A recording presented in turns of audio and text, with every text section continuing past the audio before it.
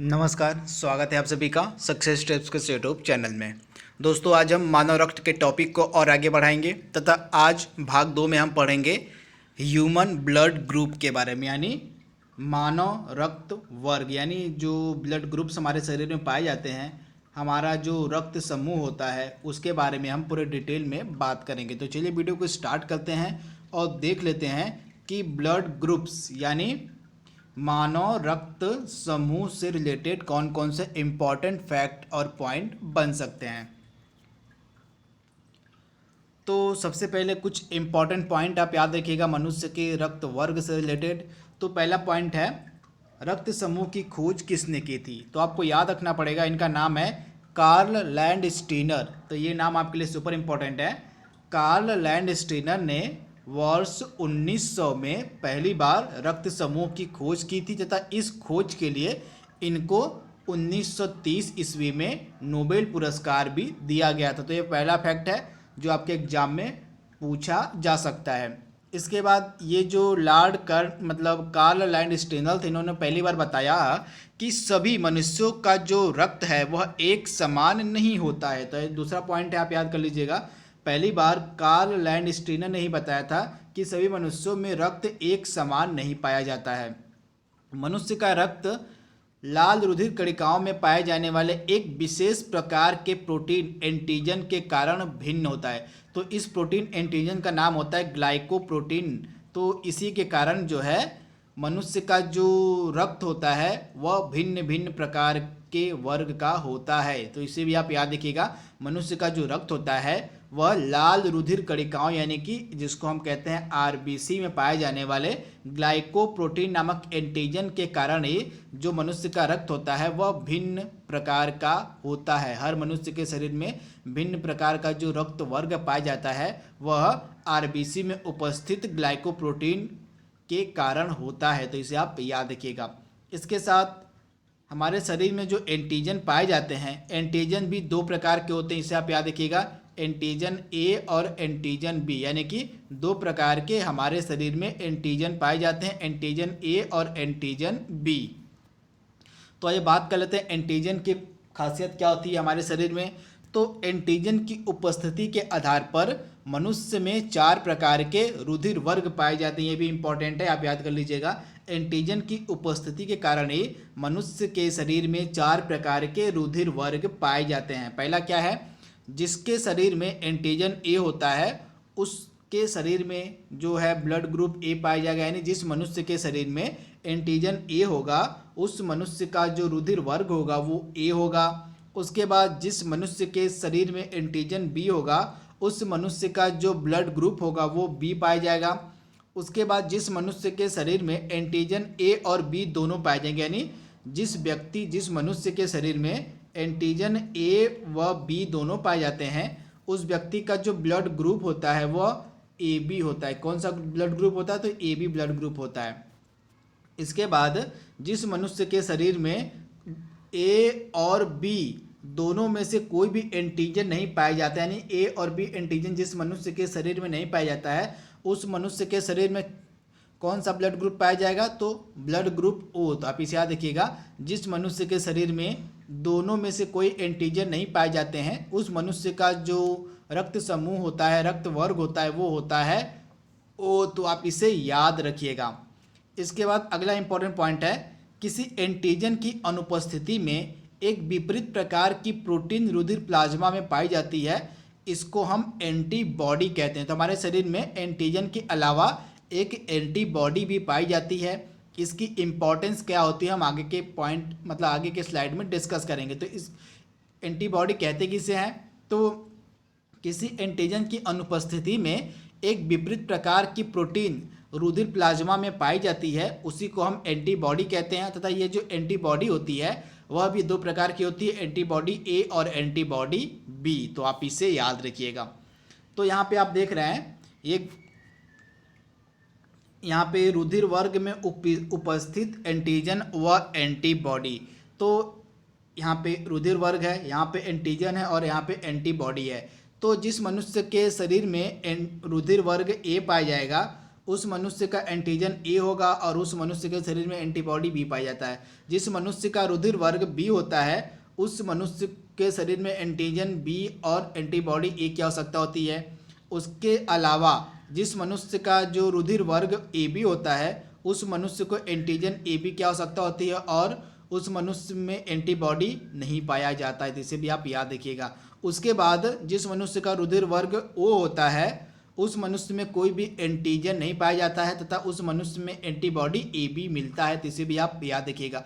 अब एंटीजन और एंटीबॉडी का जो कॉम्बिनेशन है ये हमारे शरीर में, हमारे ब्लड में इम्पॉर्टेंट क्यों इतना है, क्योंकि आप याद रखिएगा यदि किसी मनुष्य में एंटीजन ए है तो उसमें एंटीबॉडी बी पाया जाता है। आप याद रखिएगा, यहाँ पे आप देख रहे हैं कि किसी मनुष्य में अगर एंटीजन ए होता है तो उस मनुष्य में एंटीबॉडी बी पाया जाता है, और यदि किसी मनुष्य में एंटीजन बी होता है तो उस मनुष्य में एंटीबॉडी ए पाया जाता है। तो इसे आप याद रखिएगा, ये तो कंफर्म आपके लिए है। उसके बाद इस स्थिति को हम कहते हैं अभिश्लेषण। क्या कहते हैं? जिस मनुष्य में एंटीजन ए पाया जाता है उस मनुष्य में एंटीबॉडी बी मिलेगा, और जिस मनुष्य में एंटीजन बी होता है उस मनुष्य में एंटीबॉडी आपको ए मिलेगा, तथा इस परिस्थिति को हम कहते हैं, इस कॉम्बिनेशन को कहते हैं अभिश्लेषण। क्या कहते हैं? इस कॉम्बिनेशन को आप याद कर लीजिएगा, इस कॉम्बिनेशन को हम कहते हैं अभिश्लेषण। अभिश्लेषण का मतलब होता है चिपकना। क्या होता है? इस अभिश्लेषण का मतलब होता है चिपकना। तो अब इसका मतलब क्या होता है? तो जिस मनुष्य के शरीर में एंटीजन ए होता है उसमें एंटीबॉडी बी पाया जाएगा, और जिस मनुष्य के शरीर में एंटीजन बी पाया जाता है उसमें एंटीबॉडी ए पाया जाता है। तो इस स्थिति में जो है, इस कॉम्बिनेशन में मनुष्य का जो रक्त होता है वो आपस में चिपक नहीं पाता है। ये खास बात होती है कि इस स्थिति में जो मनुष्य का रक्त होता है वह नसों में, जिस वाहिनियों से हमारा रक्त संचार होता है उन रक्त वाहिनियों में जो हमारा ब्लड होता है वो चिपक नहीं पाता है, जिस कारण से रक्त का जो संचरण है वह होता रहता है लगातार। तो ये खासियत होती है एंटीजन और एंटीबॉडी के कॉम्बिनेशन की हमारे शरीर में। परंतु अगर मान लीजिए किसी मनुष्य के को रुधिर वर्ग चढ़ाया जा रहा है, आप याद रखिएगा, अगर मान लीजिए किसी मनुष्य को रुधिर वर्ग चढ़ाया जा रहा है तो उसमें एंटीजन और एंटीबॉडी की जांच कर ली जाती है। आप याद रखिएगा, यदि किसी व्यक्ति के अंदर जो ब्लड चढ़ाया जाता है तो उसमें चेक कर लिया जाता है कि जो व्यक्ति ए वर्ग का है या बी वर्ग का है या ए बी वर्ग का है और या वो वर्ग का है, तो उसी हिसाब से उस व्यक्ति को ब्लड चढ़ाया जाता है। अगर मान लीजिए गलती से किसी व्यक्ति को, किसी ए रुधिर वर्ग वाले व्यक्ति को बी रुधिर वर्ग का जो है अगर रक्त दे दिया जाता है तो इस स्थिति में आप याद रखिएगा, इस स्थिति में उस व्यक्ति के रक्त में एंटीजन और एंटीबॉडी दोनों समान हो जाते हैं। मान लीजिए किसी ए वर्ग वाले व्यक्ति को बी रक्त वाले व्यक्ति का मतलब रक्त दे दिया जाता है, तो उस स्थिति में जो बी रक्त वाला व्यक्ति होता है उसके शरीर में एंटीजन और जो एंटीबॉडी होते हैं वे दोनों समान हो जाते हैं।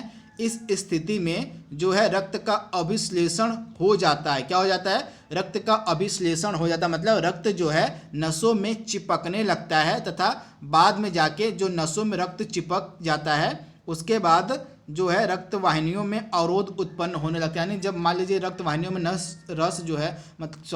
रक्त वाहिनियों में जो रक्त है आपका अगर वो चिपकने लगेगा तो चिपकने के हिसाब से जो रक्त वाहिनियाँ हैं वो स्मूथली मतलब नसों का परिसंचरण नहीं कर पाती हैं, जिस हिसाब से व्यक्ति की मृत्यु हो जाती है। तो इसी कारण से जो है जब किसी व्यक्ति को खून चढ़ाया जाता है तो वह जांच कर लिया जाता है कि व्यक्ति किस रक्त वर्ग का है तथा उस व्यक्ति को किस रक्त वर्ग का खून चढ़ाया जा सकता है। तो ये काफ़ी इम्पॉर्टेंट होता है हमारे शरीर में रुधिर वर्ग की पहचान करना और एंटीजन और एंटीबॉडी की पहचान करना, तो आप याद रखिएगा। इसके बाद रुधिर वर्ग को किस रुधिर वर्ग का रक्त दिया जा सकता है तथा वह जो रुधिर वर्ग है किस रुधिर वर्ग से रक्त ले सकता है, भी आपके लिए इंपॉर्टेंट है, जान लीजिए। तो मान लीजिए किसी व्यक्ति का रुधिर वर्ग ए है तो वह ए और बी दोनों को अपना रक्त दे सकता है तथा ले किससे सकता है?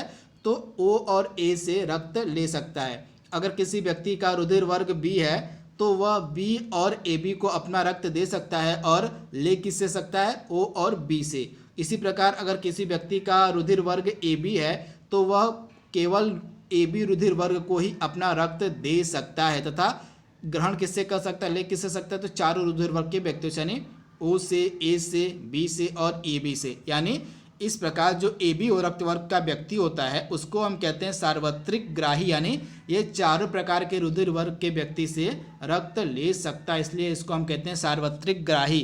तथा यह केवल ए बी वर्ग वाले व्यक्ति को ही अपना रक्त दे सकता है। उसी प्रकार अगर किसी व्यक्ति का रक्त वर्ग ओ है तो वह चारों प्रकार के रक्त वर्ग वाले व्यक्ति को अपना रक्त दे सकता है, तो इसको कहते हैं हम सार्वत्रिक दाता, यानी यूनिवर्सल डोनर कहा जाता है वो रक्त वाले व्यक्ति को। यानी यह चारों प्रकार के रक्त वाले व्यक्ति को अपना खून दे सकता है, परंतु ग्रहण किससे कर सकता है, तो केवल ओ से ही यह रक्त ग्रहण कर सकता है। तो इसे आप याद रखिएगा, यहाँ से भी डायरेक्टली एग्जाम में प्रश्न पूछा जाता है। तो यहाँ पे जो पॉइंट मैंने बताया, यहाँ पे मैंने लिखा भी हुआ है कि रुधिर वर्ग ओ, जो रुधिर वर्ग ओ का व्यक्ति होता है, रुधिर वर्ग ओ वाले व्यक्ति का रुधिर सभी वर्गों वाले व्यक्तियों को दिया जा सकता है। इस प्रकार से ओ रुधिर वर्ग वाले को हम कहते हैं सार्वत्रिक दाता, यानी कि यूनिवर्सल डोनर। यानी जो रुधिर वर्ग ओ वाला व्यक्ति, इसका जो रक्त है ओ रुधिर वर्ग को, ए रुधिर वर्ग को, बी रुधिर वर्ग वाले व्यक्ति को और ए बी, यानी चारों प्रकार के रुधिर वर्ग वाले व्यक्ति को इसका रक्त दिया जा सकता है। इस प्रकार से रुधिर वर्ग ओ को हम कहते हैं सार्वत्रिक दाता। इसी प्रकार जो ब्लड ग्रुप ए बी वाला व्यक्ति होता है, तो इस व्यक्ति को, यह जो व्यक्ति होता है किसी भी वर्ग से रक्त, मतलब इस व्यक्ति का जो है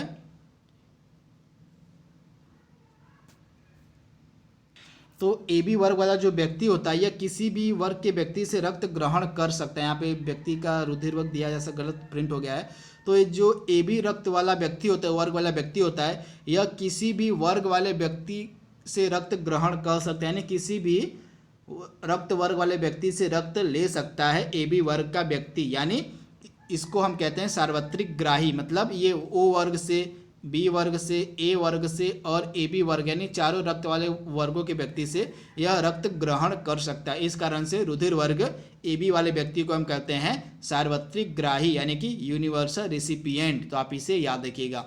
तो यहाँ पे हमने जो है ब्लड ग्रुप का टॉपिक जो था उसको हमने कवर कर लिया है। आई होप आपको वीडियो पसंद आया होगा। तो आज के लिए बस इतना ही। Thank you, thanks for watching, thank you.